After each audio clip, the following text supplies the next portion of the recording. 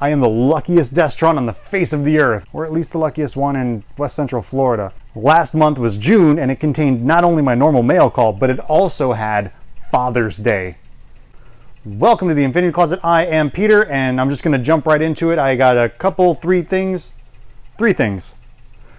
for mail in my mail call for the month of June 2019, and then everything else is just the craziest Father's Day that I've had since my last Father's Day, which was always spectacular. My family really hooks it up. So without further ado, with no hullabaloo, I got Greenlight. Neat. I bought another one. I'll open her up. She's Combiner Wars-y. A slight retooling of the Combiner Wars mold, and she's another one of the fembots, so that's great. We get to work on the team, and if only Chromia could combine. Not that I need everyone to combine, but it's nice if you start with a play pattern, you stick with it, Hasbro. So do a Chromia with this mold. There's going to be an image somewhere over here that shows what, Greenlight looks like, because my other one is at the house. It's not here. So anyway, Greenlight, great. Second, I'm still on this Trainbots kick. I'm not going to be done until I'm done with all the Trainbots, and I picked up a Zone version Yukikaze. You can tell it's a Zone version Yukikaze because they've eliminated the rub sign spot on the side, whichever side it was originally on, and the little print, the factory, that stuff right there, the stamp, the Takara stamp. It says 1982. That's it. Really simple. Other than that, it's just like the Headmaster's version or the Diaclone version. Pretty simple. But that means that now I have 5 of the 6 Trainbots in the Zone boxes, which is excellent. And I have the 6th box. It's Sazin. I need Sazin. I need a Zone version of Sazin so I can have all 6 Trainbots in the Zone boxes, and then we'll finish up the Headmaster stuff, and then except for the fact, but we'll get to that. Let's not get ahead of ourselves. And then the last thing I got for my personal mail call for the month of June, and this is a big one for me, is Six Night. Six Night is well, it says Cybertron Six Night, but if you've watched the Master Force anime, then you know that Six Night's whole shtick was that he is an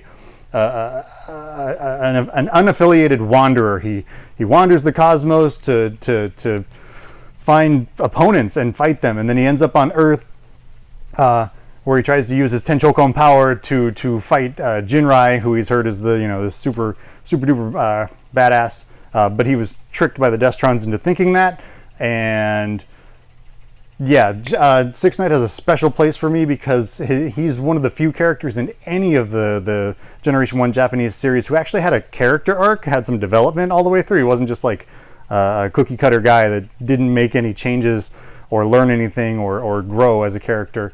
I think Master Force was really cool in that it had the most characters that had actual arcs, whether it's Jinrai or Cancer or Six Night.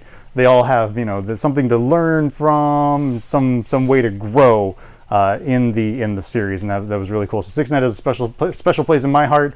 I got him in the box. He looks great. He's pretty much unused, and he's just in wonderful shape. And I'm super happy to add him to the Infinity Closet collection. So that's it for the mail call portion. We're going to move on to the Father's Day hullabaloo bonanza.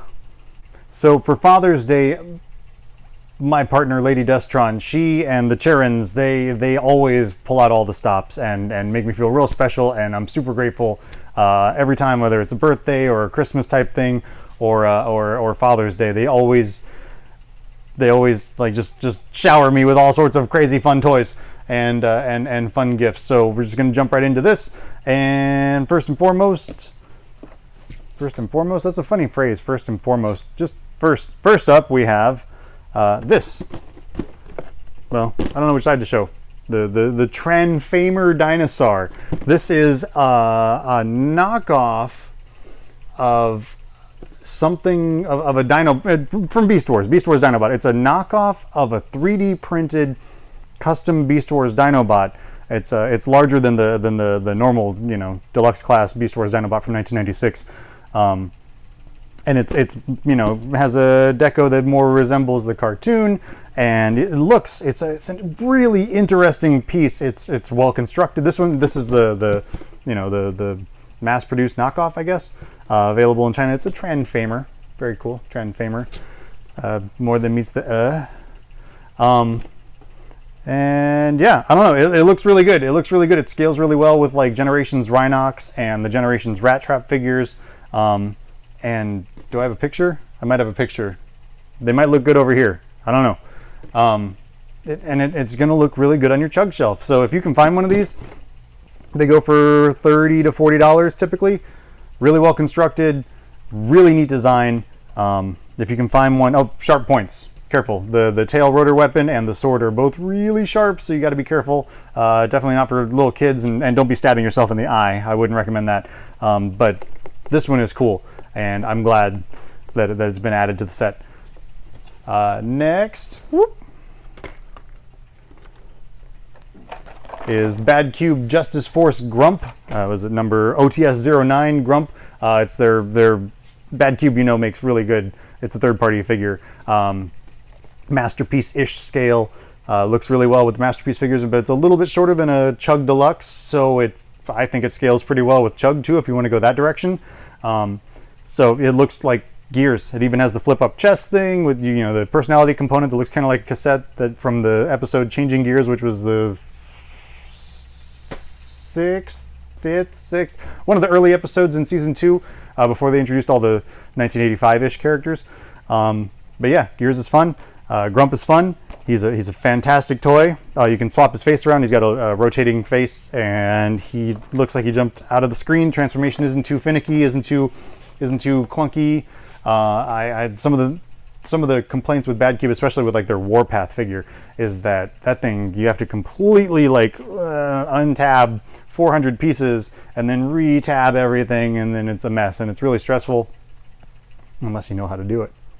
And then but Grump doesn't have any of those issues. He comes apart, pop him into, you know, truck mode, pop him apart, put him back together. There are a couple of little spots like with his hood where you have to like tab everything together all at once, sort of thing. But it's whatever. Just be patient. Don't force it. Don't be ham-fisted. And it's really, really, really nice. So next, Trainbots. For Father's Day, my family got me 4 of the 6 Diaclone Trainbots. I mean, these are pre-transformers, so they are not named, but essentially I got the Getsui, the Kain, the Seizen, and the Suiken.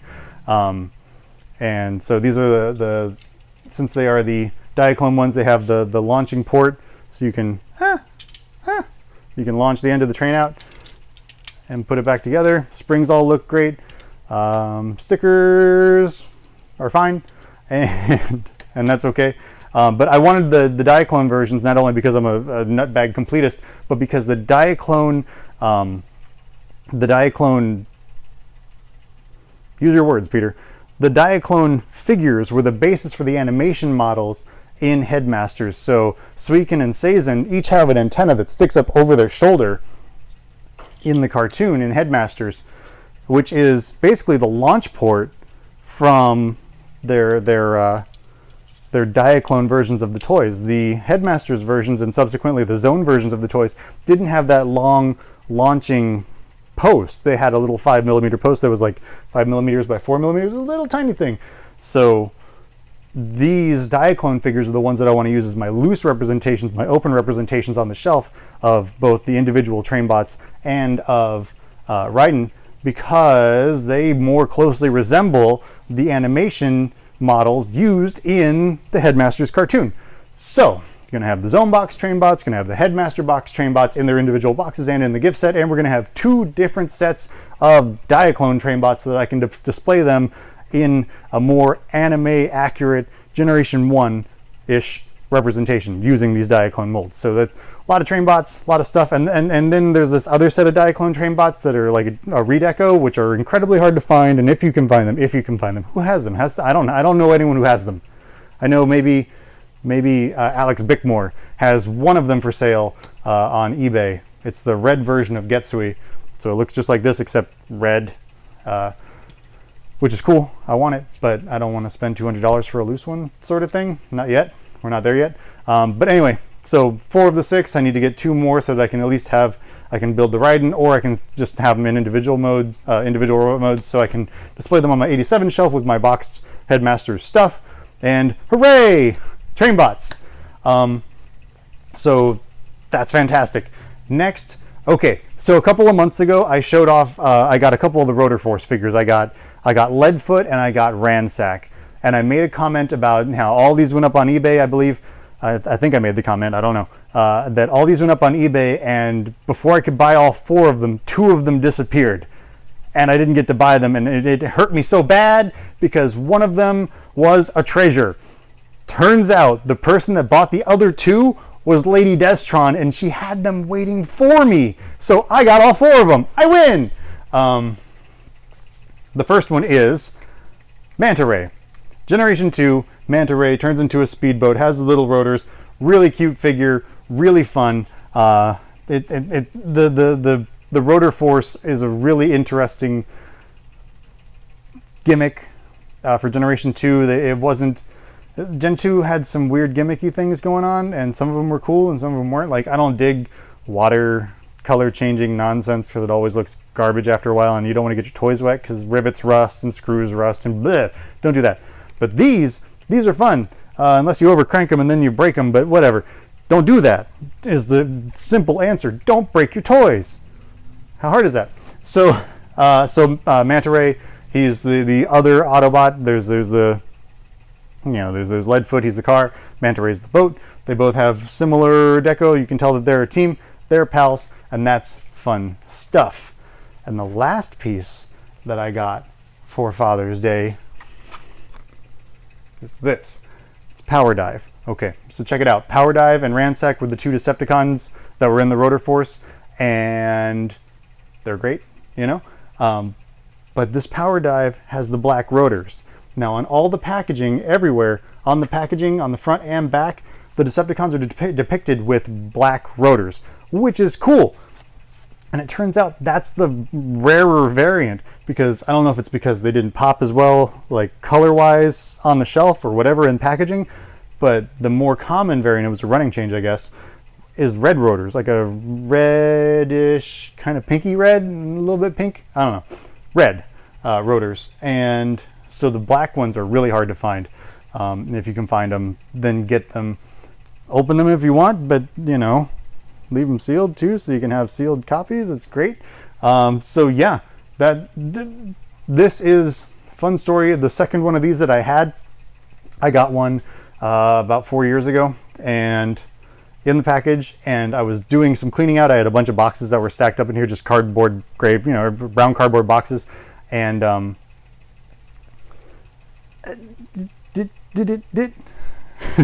had a bunch of boxes stacked up in here, and I was throwing away my, I empty out the boxes, throw them away, and I had gotten this, and I hadn't quite opened it and gone through it yet.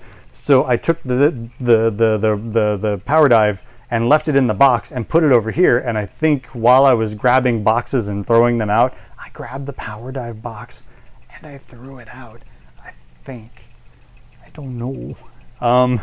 But he's gone. I can't find him. I've checked every tote. I've checked every box in the closet, in the others, and he's gone. So very sad time. I would like for him to reappear. That'd be great. The wallet that I lost in here, I would like for that to reappear. That'd be great. There's no money in it, as far as I know. But it'd be nice to find, something that I lost. Wouldn't it be nice to find things that you lost, like your sanity? Yeah, so Power Dive. So Lady Destron outdid herself. I'm so happy and grateful, and I feel so good that they love me so much that they would do this for me. They surprised me like this. It's a wonderful piece. It's a wonderful addition. I'm so glad to have him back in the collection, and I'm gonna treasure it. He's wonderful. So that's that. Boop. Okay, so that about wraps it up for the month of June, whether it's my mail call or my Father's Day additions to the collection. Lots of great pieces in here, whether it's the Rotor Force, the Generation 1 Six Knight, the Diaclone train bots. They're all super welcome to the collection, and I'm super grateful to have them added in here. That's about it for me. I'm Peter, I'm a Destron, and thanks for playing with me in the Infinity Closet. Hey everyone, I just wanted to take a moment and thank you all for joining me here in the closet. If you like this sort of thing, you like this sort of video, don't forget to like, share, subscribe. You can find me on social media at DestronPeter, and that's about it. Talk to you next time.